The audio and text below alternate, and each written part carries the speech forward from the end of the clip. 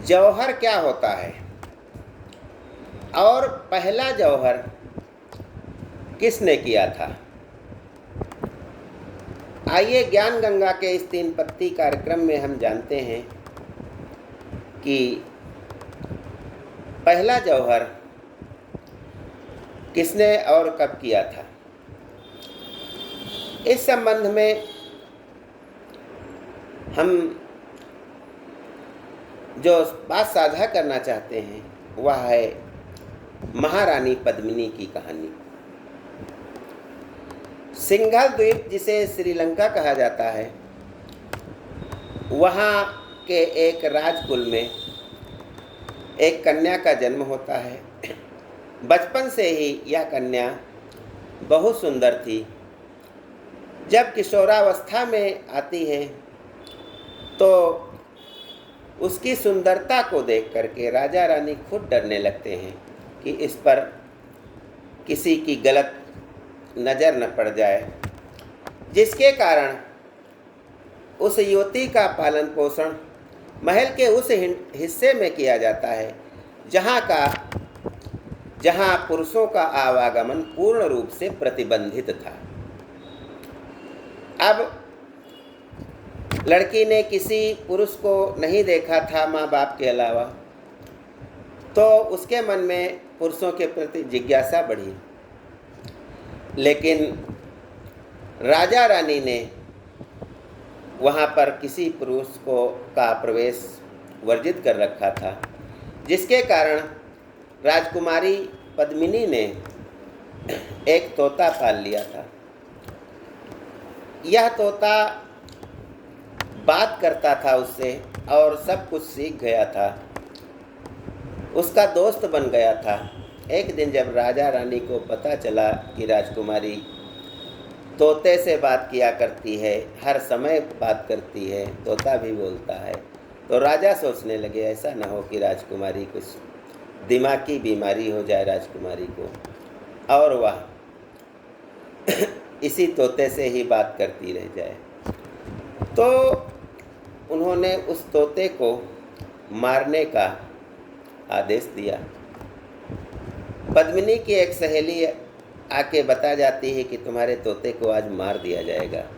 पद्मिनी उस तोते को खोल देती है। तोते को उड़ना तो आता था, लेकिन उसे कैसे बाहर जिया जाता है इसकी जानकारी नहीं थी, जिसके कारण वह एक बहेलिए के चुंगल में फंस जाता है। बहेलिया उसे पकड़ लेता है और उसे बेचने के लिए ले जाता है। तोता बोलने वाला होता है। तो एक तीर्थाटन करने वाले पंडित जी थे, उन्होंने उस तोते को खरीद लिया। वे मेवाड़ के रहने वाले थे और उन्होंने सोचा कि इसे मैं राजा को भेंट दूंगा। मेवाड़ के राजा रतन सिंह को वह तोता भेंट किया जाता है। रतन सिंह उससे बातचीत करते हैं तो तोता केवल अपनी राजकुमारी पद्मिनी की सुंदरता का बखान करता है और कहता है कि उसके समान दुनिया में कोई सुंदर नहीं है। राजा रतन सेन अपनी पत्नी नागमती को छोड़ करके पद्मावती से विवाह करने के लिए सिंघल द्वीप जाते हैं, स्वयंवर में प्रतिभाग करते हैं और पद्मावती को मेवाड़ ले आते हैं। चित्तौड़गढ़ के किले में वे रहते हैं, जहाँ पर जब से पद्मिनी आई है उसको किले में देखने वाली स्त्रियाँ उसके आगे पीछे घूमती रहती हैं। राजा का ही एक विश्वास पात्र ब्राह्मण था राघव चेतन, जो तांत्रिक क्रियाएं भी जानता था। राघव चेतन भी रानी को देखता है क्योंकि राजा रानी दोनों मिलकर उससे आशीर्वाद लेने गए थे। राघव चेतन भी उस रानी पद्मिनी पर मोहित हो जाता है और वह एक बार खिड़की से राजा और पद्मिनी की कुछ गतिविधियों को देख रहा था। राजा देख लेते हैं और भरी सभा में अपमानित करके राघव चेतन को वहाँ से निकाल देते हैं। पहले तो वे इसे मारना चाहते थे, लेकिन बताया गया राजा रतन सेन को कि ब्राह्मण अबद्ध होता है, जिसके कारण वे उसे नहीं मारते हैं। उसका मुंह काला करके घोड़े पर बिठा करके देश निकाला दे देते हैं। राघव चेतन अपमानित होकर खून का घूंट पीकर आ जाता है दिल्ली, जहां अलाउद्दीन खिलजी शिकार के लिए जंगल जब जाता है तो राघव चेतन बांसुरी की मधुर ध्वनि बजाते हैं। अलाउद्दीन खिलजी जब ध्वनि सुनता है तो वह उस पर मोहित हो जाता है और तुरंत सिपाहियों से कहता है कि इस बांसुरी बजाने वाले को मेरे समक्ष प्रस्तुत किया जाए। राघव चेतन दिल्ली के बादशाह के समक्ष उपस्थित होते हैं और बादशाह इतना खुश होता है कि राघव चेतन को अपने दरबार में नौकरी दे देता है और राजा का अलाउद्दीन खिलजी का विश्वास पात्र बन जाता है राघव चेतन। अब राघव चेतन ने अपने अपमान का बदला लेने के लिए महारानी पद्मिनी की सुंदरता का ऐसा बखान किया कि अलाउद्दीन खिलजी उसे पाने के लिए मचल उठा और अपनी सारी सेना लेकर के वह मेवाड़ पहुंचता है और चित्तौड़गढ़ के किले को घेर लेता है। बहुत दिनों तक घेरा डाले रहा, लेकिन अभेद्य दुर्ग था, उसको जितना आसान नहीं था। अंत में खिलजी कहता है कि चलिए कोई बात नहीं राजा रतन सेन, आप और हम संधि कर लेते हैं, केवल रानी का मुंह हमें दिखा दीजिए, रानी को हमें दिखा दीजिए और मैं चला जाऊंगा। रतन सेन उसके झांसे में आ जाते हैं। पद्मिनी इस बात पे राजी होती है कि शीशे में मुंह हम दिखा देंगे, चलिए अगर समस्या इससे टल जाती है तो बहुत अच्छा है। इस बात को सुनकर रानी का भाई जो गोरा होता है, वह सेनापति होता है मेवाड़ का, वह नाराज होके चला जाता है। राजा रतन सेन अपने घर बुलाते हैं अलाउद्दीन खिलजी को, उसकी सेवा करते हैं और रानी पद्मिनी का मुंह शीशे में उसे दिखा देते हैं। लेकिन यह बादशाह तो छल कपट का पुतला था।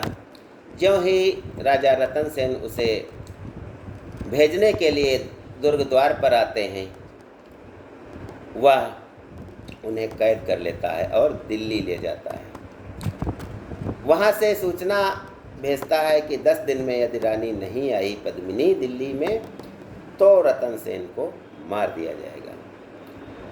सूचना पाते ही यहाँ मेवाड़ में हलचल मच जाती है, रानी परेशान होती है। तब वह अपने भाई गोरा को ढूंढने के लिए निकलती है, जो वन में घूम रहा होता है, चला जाता है, क्योंकि उसे मंजूर ही नहीं था। वह अलाउद्दीन खिलजी की ये इस चाल भरी नीति को शायद समझ गया था, इसीलिए उसे मंजूर नहीं था। फिर भी जब राजा ने कहा कि हम पद्मिनी को दिखा देंगे तो वह नाराज होकर के जंगल चला गया था।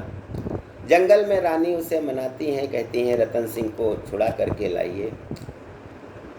गोरा अपने भतीजे बादल को भी इसमें शामिल करता है और 700 डोलियों में सरदार बैठते हैं और 4-4 कहार लगते हैं। तो इस प्रकार से 700 सैनिक और 4-4 कहार सब मिलकर के 3500 लगभग योद्धा हो जाते हैं। दिल्ली खबर भेज दी जाती है कि रानी पद्मावती आ रही है। अलाउद्दीन खिलजी बहुत खुश होता है। वहाँ जाकर पहले कहा जाता है कि मैं जो रानी आई हैं वे पहले अपने पति रतन सेन से मिलेंगी, फिर बादशाह के पास आएंगी। लेकिन डोली में लोहार बैठा होता है जो हथकड़ी काट देता है और रतन सेन को सुरक्षित मेवाड़ की तरफ रवाना कर दिया जाता है। जो सिपाही और जो सेना थी अलाउद्दीन खिलजी की, उनका सेनापति इस को समझ जाता है, चाल को, और वह युद्ध करने लगता है, सबको रोकने लगता है, रतन सिंह को रोकने लगता है। लेकिन गोरा और बादल दोनों रतन सिंह को सुरक्षित पहुंचाने के लिए सेना को रोके रखते हैं। गोरा का सर धड़ से अलग कर दिया जाता है सेनापति के द्वारा, अलाउद्दीन खिलजी के। तो उसका धड़ भी तलवार नहीं छोड़ता है और सेनापति का वध कर देता है। एक घड़ी तक घूम घूम कर धड़ ने युद्ध किया था। ये सारे जो राजपूताने से वीर आए थे, ये जानते थे कि हम लौट के नहीं आएंगे, फिर भी उन्होंने अपनी अस्मिता की रक्षा के लिए, अपनी आन बान की रक्षा के लिए लड़े और सारे के सारे वीर गति को प्राप्त हो गए। उधर रतन सेन अपने दुर्ग में वापस आते हैं, खुशी का माहौल होता है। लेकिन अलाउद्दीन खिलजी ने जब देखा कि उसके साथ छल किया गया है, रतन सिंह को छुड़ा लिया गया है, तो वह अपनी सेना लेकर के फिर से चित्तौड़गढ़ के दुर्ग को घेर लेता है और घेरा इतना प्रबल कर देता है कि महल में जाने वाली सारे अनाज और जो भी खाद्य सामग्री है वो रोक दी जाती है, जिसके कारण लोग भूखों मरने लगते हैं। अंत में राजा रतन सेन, जो बहुत अधिक दुर्बल हो गए हैं, वे कहते हैं कि अब ऐसे काम नहीं चलेगा, सागा करना पड़ेगा। सागा एक प्रथा होती है, जब बहुत बड़ी फौज से लड़ना किसी राजा को होता है तो वह जानता है कि हमारे प्राण नहीं बचेंगे, फिर भी केसरिया वस्त्र धारण करके अपने वीर सिपाहियों के साथ में तुलसी की 3 पत्ती मुंह में दबा करके अंतिम सांस तक युद्ध किया जाता है। रतन सेन ने भी वही किया। और इधर जब रानी पद्मावती ने जाना कि रतन सेन अब नहीं बचेंगे या उन्हें मार दिया गया है, तो वे अपनी 16,000 छत्राड़ियों के साथ अग्नि के एक बहुत बड़े कुंड में कूद पड़ती हैं और जौहर कर लेती हैं, क्योंकि उन्हें मालूम था कि यदि उन्हें जिंदा पकड़ लिया गया तो अलाउद्दीन और उनके जो सैनिक हैं वे उनका अपमान करेंगे। यदि मर भी गईं और लाश पा जाएंगे तो उसका भी अपमान करेंगे। इसलिए जौहर की प्रथा का प्रारंभ करती हैं और पहला जौहर 1303 में चित्तौड़गढ़ के किले में महारानी पद्मिनी द्वारा अपनी सखियों के साथ किया जाता है। यह इतिहास है जौहर का, जहाँ एक रानी की सुंदरता उसके लिए काल बन गई। ज्ञान गंगा में बस आज इतना ही। जय हिंद, जय भारत।